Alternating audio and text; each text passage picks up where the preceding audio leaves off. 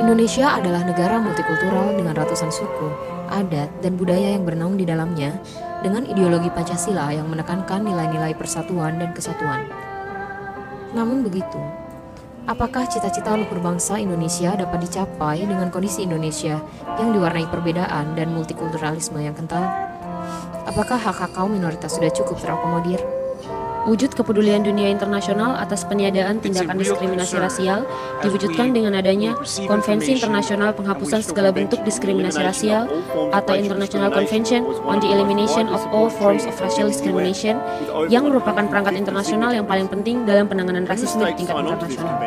Lantas, bagaimana dengan Indonesia sendiri?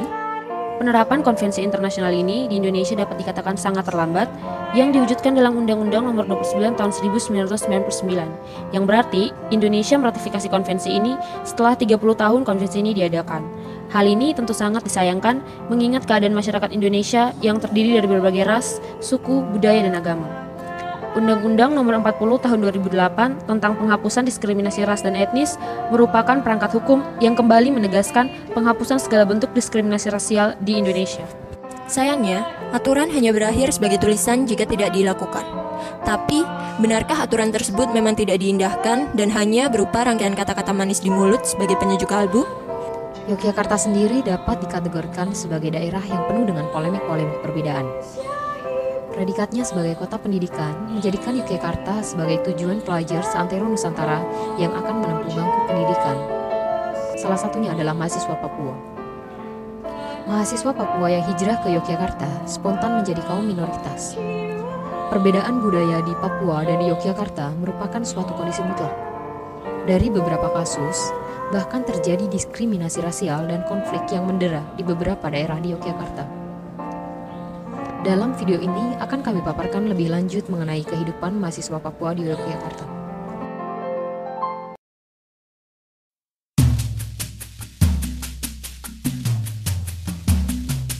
Pendidikan memang lebih baik. Mungkin ingin mencoba merantau dan mengenal lebih banyak orang yang tidak hanya orang-orang sana, karena pendidikan di Indonesia bagian barat timur itu lebih baik. Karena itu sendiri tuh living cost-nya juga murah, jadi gampang untuk wisata kuliner. Terus bahkan terdapat universitas yang termasuk universitas ternama di Indonesia. Ya, orang tua taunya Jogja kota pelajar.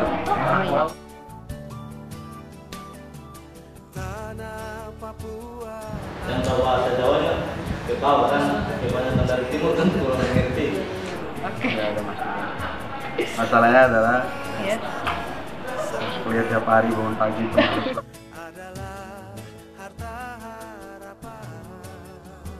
Enggak, gampang. Kita pindah kos 4 kali. Kebetulan pas kita datang itu udah ada kakak tingkat yang dari Papua juga, jadi bantu nyari. Belum datang ya udah pesen dari sana kan. Kalau kita mau datang jadi udah di checklist. Waktu awal nyari kosan sih aku sempet bingung ya, karena ya faktanya sih itu sih ada kosan ya, tulisannya ada kamar kosong. Pas ditanyain udah penuh gitu loh. Terus aku kan ngetes kan temanku, katanya ada kamar kosong.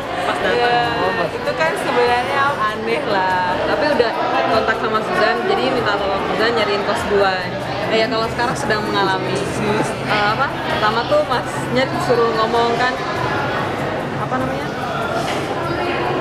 Mbak, ini kosnya mau dipakai sama yang punya kos, jadi yang punya kos ibunya mau dipakai, jadi untuk bulan Juni nggak bisa diperpanjang, yang lainnya masih diperpanjang. Nah aku ini disuruh keluar dan alasannya tuh karena yang punya kosnya tuh mau tidur di situ gitu. Itu kan maksudnya tidak bagaimana, tidak iya, soalnya kenapa harus orang tuanya datang dan tidak tinggal di tempat lain, padahal sejak orang tuanya datang tuh pasti tinggal di dalam kamar yang sama-sama yang punya kos gitu.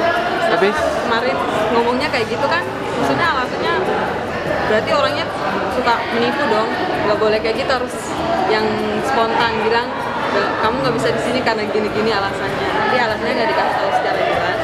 Jadi menurut saya kayaknya mereka memang benar-benar tidak suka sama saya sehingga diusir secara halus. Tapi banyak banget yang nolak, sampai hari itu tuh carinya seharian dan pulangnya langsung drop sakit 1 bulan, sampai kita putus baru dapat dekat situ. Dan memang orangnya tuh Kalau dari harga emang dikasih juga beda. Jadi harganya tuh aku juga waktu masuk situ tahunya baru setelah 3 bulan. Aku tahu kalau memang harga aku dengan kakak yang sebelah kanan aku tuh beda. Jadi aku dikasih harganya 8 juta. Tapi kamarnya tuh kecil banget gitu tiga ya. Kamar ini emang dalam, terus yang sebelahnya tuh lebih luas. Tapi harganya 7 juta. Dan aku 8 juta. Listriknya pun berbeda. Aku 500 per tahun. Mereka itu cuma 200. Beda banget. Sementara itu, kepala dusun di sekitar wilayah UGM yang kami temui pada tanggal 17 Mei 2014 mengatakan bahwa ia memberikan himbauan terhadap warganya untuk lebih selektif dalam menerima mahasiswa Papua untuk menjadi penghuni kosnya. Hal ini dilatar belakangi oleh sikap preventif agar di dusun tersebut tidak ada keributan dan merupakan hasil pembelajaran dari pengalaman kepala dusun lain yang sering menerima pengaduan keributan atau tindakan di luar aturan yang dilakukan oleh mahasiswa Papua. Tindakan kepala dusun tersebut tetap mengandung bibit-bibit diskriminasi di mana terdapat unsur-unsur pembedaan atau pengucilan seperti yang dinyatakan dalam chart, sehingga jarang ditemukan mahasiswa Papua yang tinggal di dusun tersebut. Walaupun demikian, kepala dusun tersebut tidak menutup kesempatan bagi mahasiswa Papua untuk tinggal di dusun tersebut asalkan mereka mampu menaati peraturan yang ada.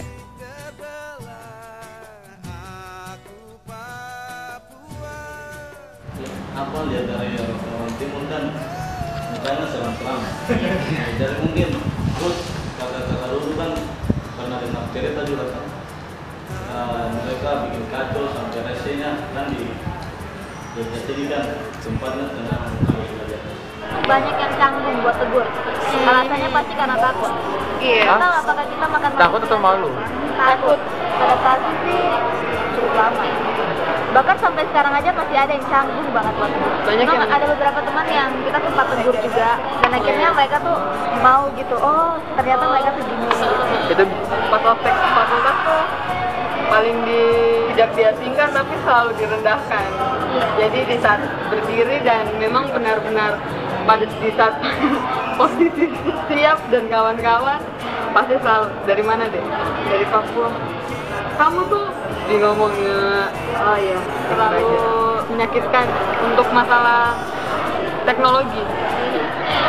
Ditanya Jayapura ada sinyal. Jayapura ada sinyal ya Lin? Banyak kok. Oh, Lin itu nomornya nomor apa? Telkomsel. Oh, berarti Telkomsel tuh maksudnya ke kampung-kampung ya? Enggak, emang kan Telkomsel menjangkau semua. Iya. Oh gitu. Terus juga pernah juga sih pas minum air lagi minum air lagi istirahat gitu terus dikatain jangan minum air yang banyak ya, terus saya kan sempat berhenti terus tanya kenapa ya, iya kan di daerah aku susah air. Oh iya, jangan lupa ya bilang terima kasih sama aku. Ya Lin, kalian kasihan kamu kesusahan air ini, air. Berdasarkan penelitian yang kami lakukan mengenai kehidupan mahasiswa Papua di Yogyakarta, kami menemukan bahwa sebagian besar hak-hak mahasiswa Papua yang sedang menempuh pendidikan di Yogyakarta sudah terpenuhi, seperti hak berserikat, hak mendapatkan pendidikan, hak hidup, dan hak politik. Namun, di sisi lain, masih ada hak mahasiswa Papua yang belum terpenuhi, yaitu hak untuk mendapatkan tempat tinggal. Kesulitan mendapatkan tempat tinggal di Yogyakarta antara lain karena penolakan oleh pemilik kos yang beralasan bahwa mahasiswa Papua kental dengan predikat, pembuat onar, dan memperlakukan mahasiswa dengan berbeda. Tindakan tersebut sesuai dengan definisi diskriminasi rasial yang dinyatakan dalam chart. Oleh karena itu, kami menyimpulkan secara gamblang bahwa terjadi diskriminasi rasial terhadap mahasiswa Papua di Yogyakarta, tepatnya diskriminasi dalam mendapatkan hak untuk memperoleh tempat tinggal. Negara sebagai pihak yang berwenang dalam menjamin hak-hak warga negaranya sudah menjelaskan lebih lanjut dalam Undang-Undang Nomor 40 Tahun 2008 tentang penghapusan diskriminasi rasial berdasarkan etnis. Walaupun sudah ada alat hukum yang mengikat, namun tindakan diskriminasi rasial ini sulit dihapuskan karena telah menjalar pada struktur sosial masyarakat di mana terdapat stereotip negatif terhadap mahasiswa Papua. Solusinya yaitu berakar dari individu dengan saling menghormati dan menghargai antar sesama serta memberikan pendidikan tentang hak asasi manusia.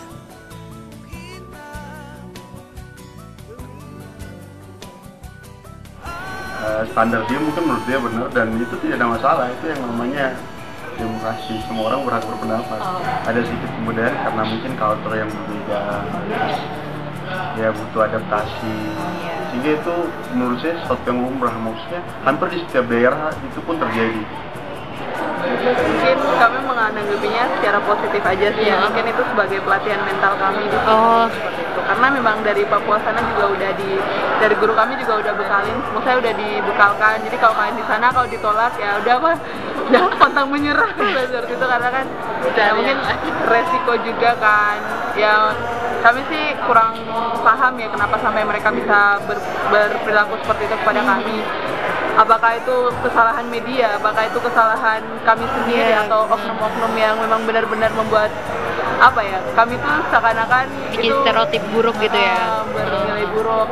Padahal sebenarnya itu ya mungkin padahal sebenarnya kami tidak seperti itu. Kami di sini tuh mau belajar, pastinya ada konsekuensinya, dan kami juga punya batasan-batasan seperti itu. Mungkin mereka terlalu banyak melihat yang buruk-buruk, tapi nggak melihat yang baik-baik. Bahkan mereka mungkin belum mengetahui yang baiknya, udah menilai yang buruk. Nah, akhirnya memang itulah masalah.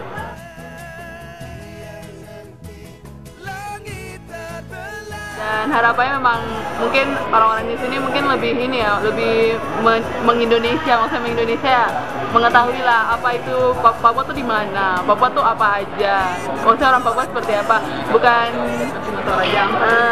bukan cuma tahu Raja Ampat aja gitu.